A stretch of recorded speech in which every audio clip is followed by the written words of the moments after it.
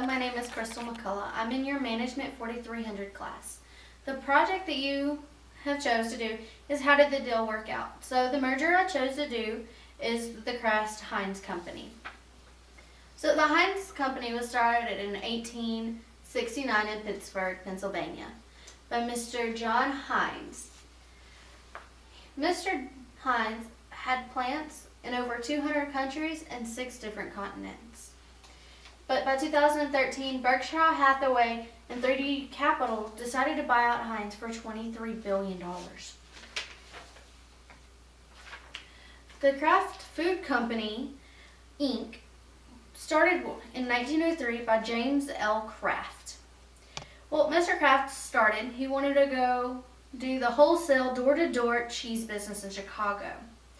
Well, that was not his best idea. That business went bust really quick. So, J.L. Kraft and Bros Company formed by his 4 brothers and him in 1909.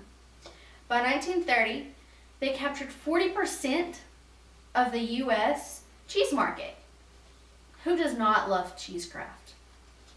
By 2012, the company split and became Melendez International, who formed Kraft Foods. The start of Kraft Heinz Company.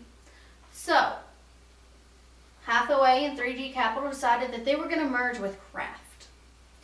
So, this merger took place starting in 2013, but by July 2nd of 2015, the merger was finished.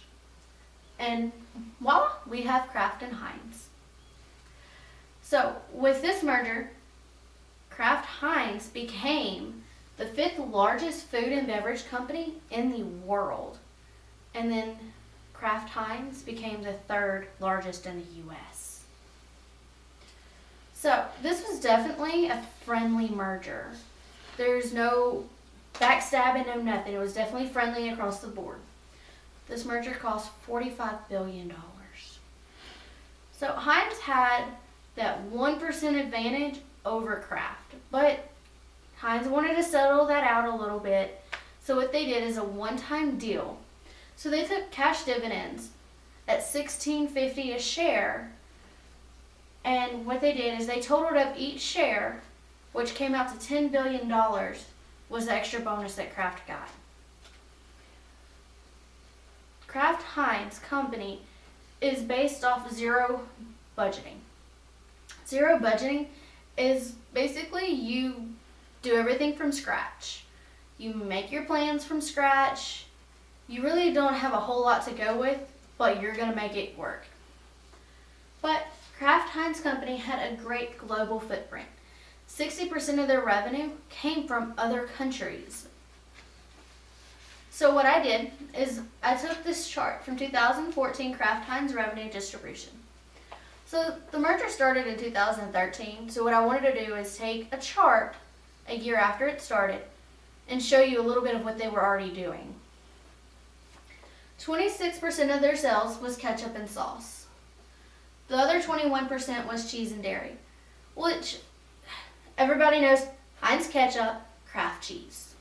Sorry, that's what I know the most. But Kraft also came out with meals, which was 21% of their profit. The other 12% was beverages. And then you have meats totaling at 10%.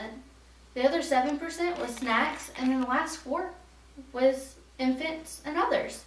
To be honest, in this chart I learned that they have their fingers in a lot of pots. So,